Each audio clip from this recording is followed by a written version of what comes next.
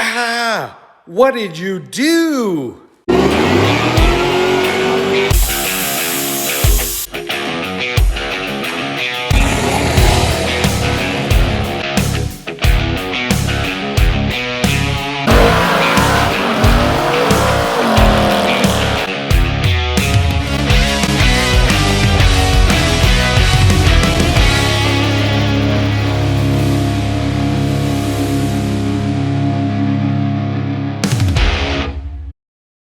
Oh boy, what did you get yourself into? So lots of people end up in a situation where they don't know what to do, and I want to help. So I have been doing this for many, many years.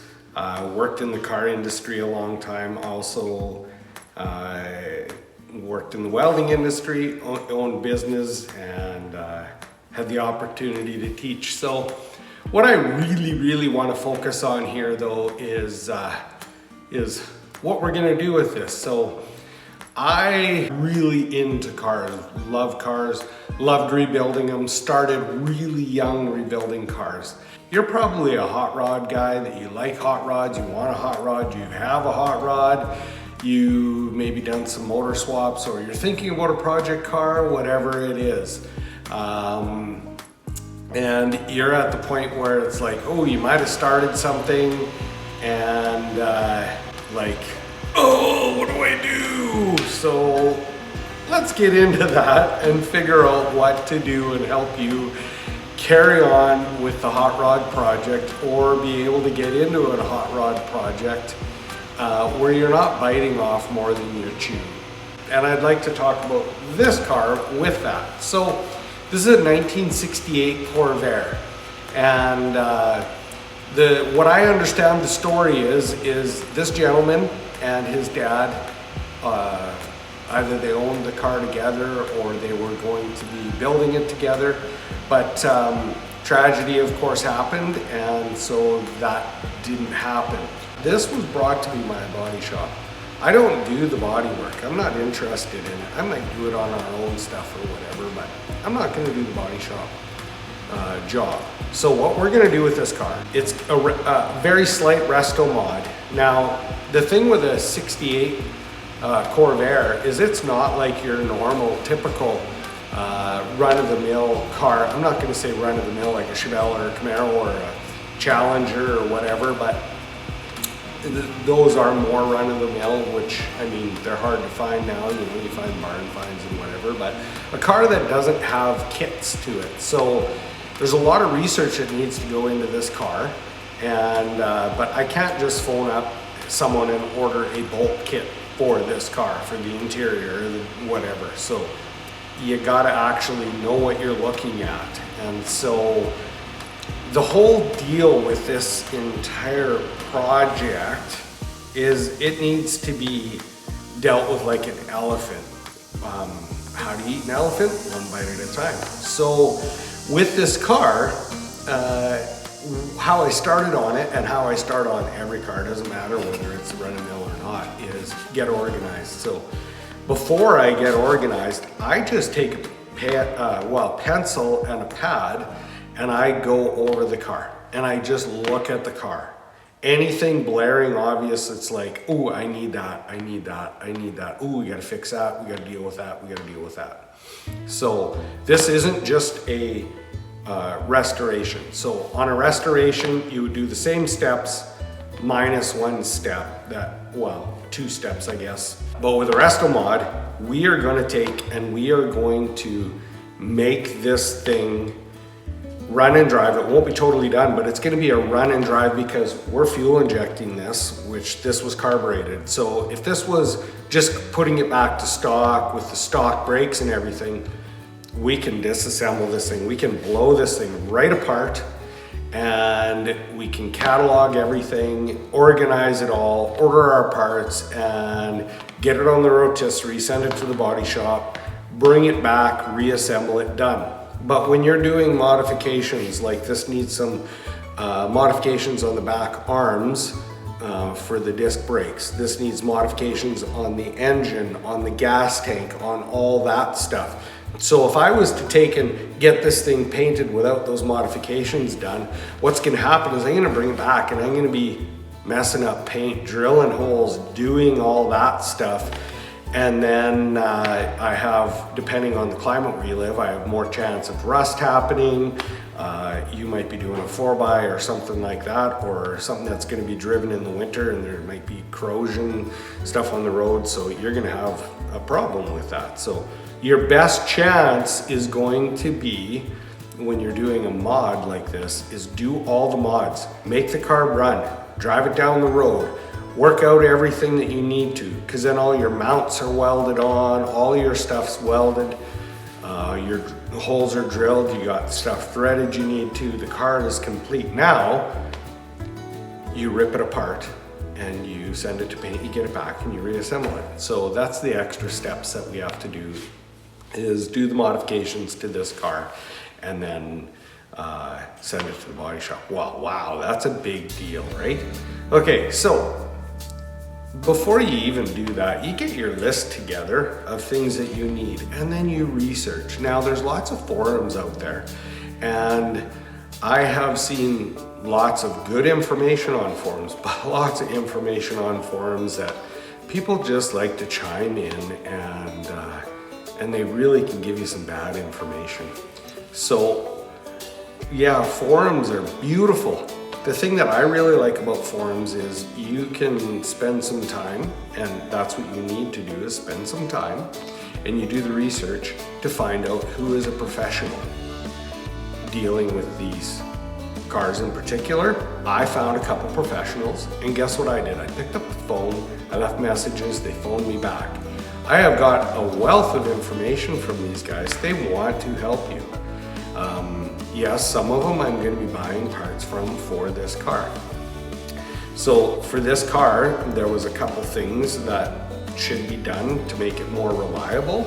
And so I'm going to be getting parts. I wouldn't have known that. I would have gone ahead and done the modifications on the motor that I need to without doing wise modifications. So the wise thing to do is talk to a professional. So on the vehicle that you're working on, as well as if you're dealing with things that you've never dealt with before, well, you're doing it one bite at a time. So you only, we're rebuilding the whole car, but if you have to take a caliper off and the brakes off and you've never done that before, YouTube, you can YouTube it. There's lots of stuff on YouTube for basic jobs. And the other thing that you want to make sure that you have in your pocket is one of the first things that you get is shop manuals. Now, shop manuals are awesome. When you're doing a restoration, GM in particular has assembly manuals that tells you where to put stickers and how things went together, and that is a great resource. So any car that you're dealing with that you can, try and get assembly manuals as well as shop manuals. Okay, but the whole thing is organize this project.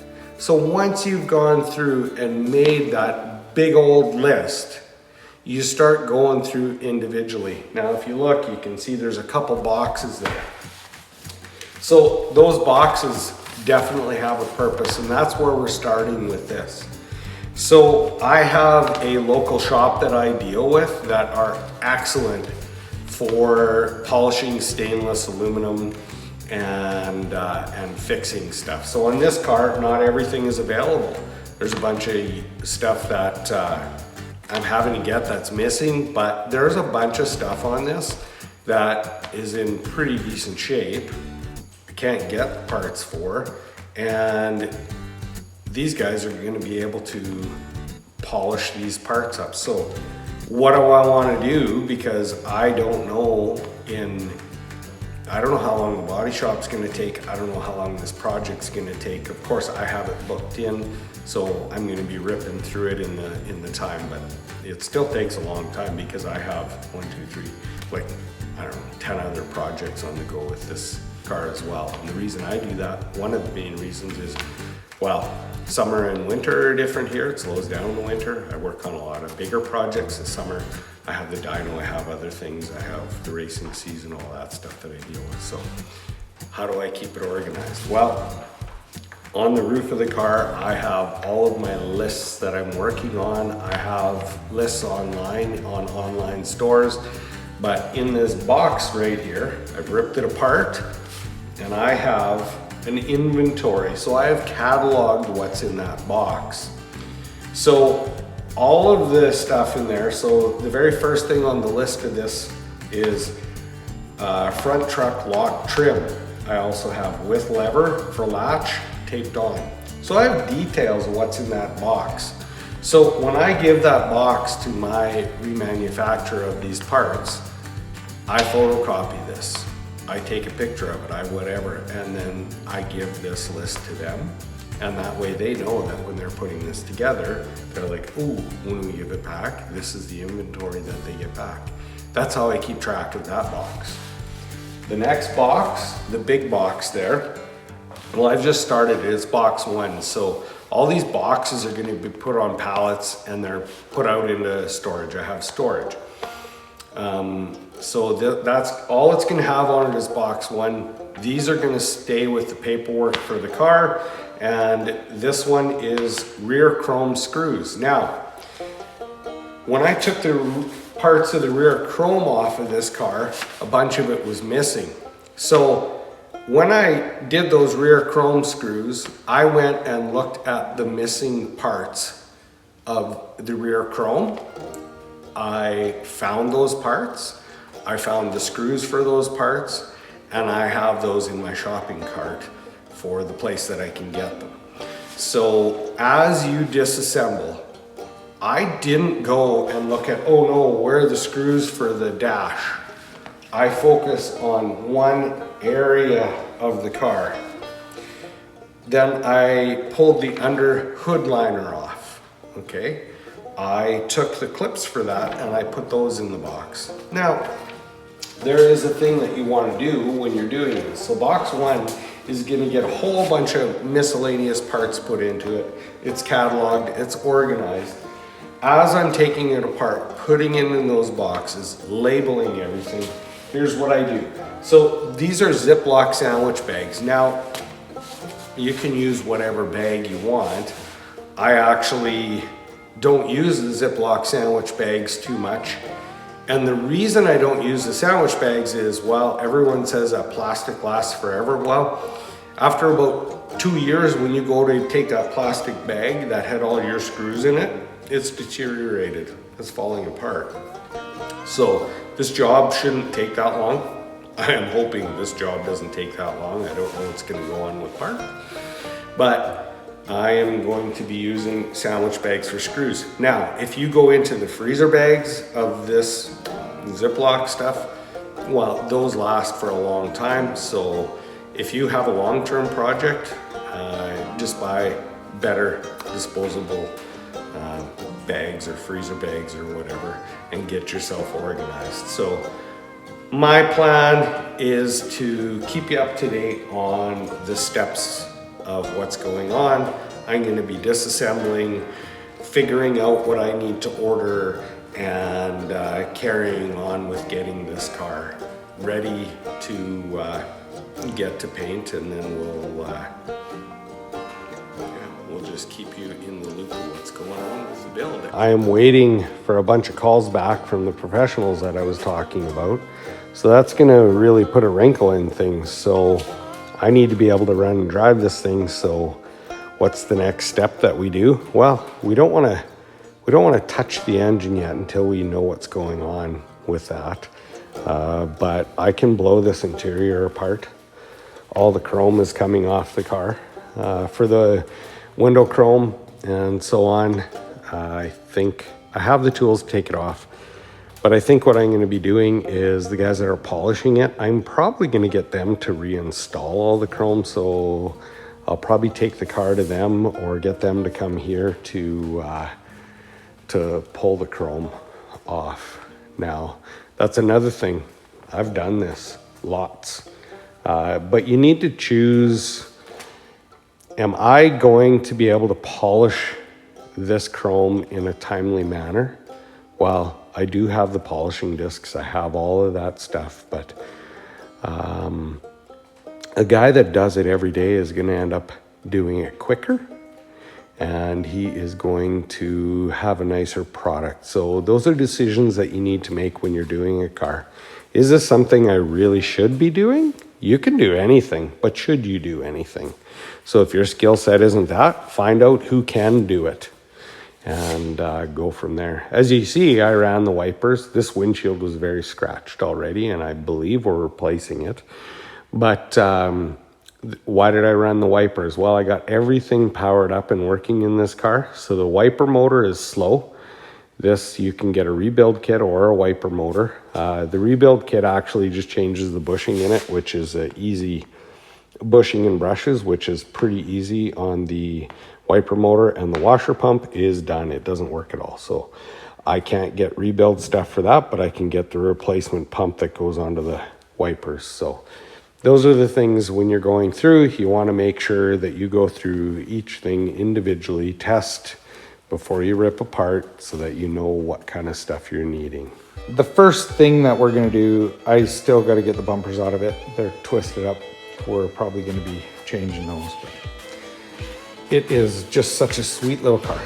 Cleaned it out, looked at the parts, made the big list, and next step is going to be finish cleaning it out, throw out a bunch of the junk that was in here, brake fluid, oil, everything full in here, which is sad and unfortunate. I'm gonna probably do a quick compression test on it tomorrow, and then if it has good compression, the motor was supposed to be rebuilt, but it doesn't really look like it was. We will get this little baby running, and I'm not gonna run it on the fuel tank. We'll just run it on a jerry can, make sure it runs, and then it is going to be get it running on fuel injection, which is every single thing in here needs to be handmade, including the intake manifold, because it is carbureted right now and it's got 2 carbs on it. From what I understand on these and what I've looked at on this, the intake is part of the head, so probably going to be pulling the heads off to modify for injectors for this, and I'm actually really looking forward to it. This is such a cool little car, and it's going to be so cool, fuel injected, running good, little air cooled monster, and then we're doing some other mods to it, but we will keep you in the loop with it. Got it running. It fired up quite easily. Had to fart around a bit, mess with the fuel system, but relatively easy. Definitely it is a haze in here. I don't know if you can tell, but this thing, it's just some serious oil flying out of this thing, and she is loud. But now, so I have it running on a jerry can here, just to the fuel pump. I started cranking it actually, and to get it to go, and fuel is pouring out under the front. So I don't even know if this thing has a fuel tank in it, but that line is pinched off. That's the return line, so it comes from the pump and returns up to the tank, but it is free flowing. So I fired it up again, and it's actually starting quite easily now. I just hit the key and she's running, but boy, she's a little loud. So we'll start it real quick. Probably going to be moving it to the other side. Okay, I lied. I'm going to put the charger on it and then we'll fire it up. Battery charger's been on for a bit, and I'm not kidding you. This thing, oh, it's hard to breathe in here. We'll see if she fires up now.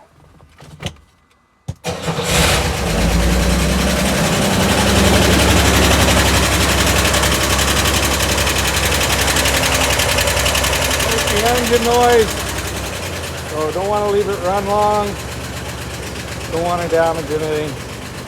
Hey, thanks for joining me. I know that there was a lot of detail in this video, and I'm hoping that that actually really helps you. We're way into the build, and I can't wait for you to follow us along. I'm really hoping that this gave you the ambition to get your hot rod back on the go. It might have been stalled for a while or whatever, or you might be starting a new project. So If you have any questions about your build or any other build going on in the shop, please leave your questions in the comments. And as well, please like, share, and subscribe.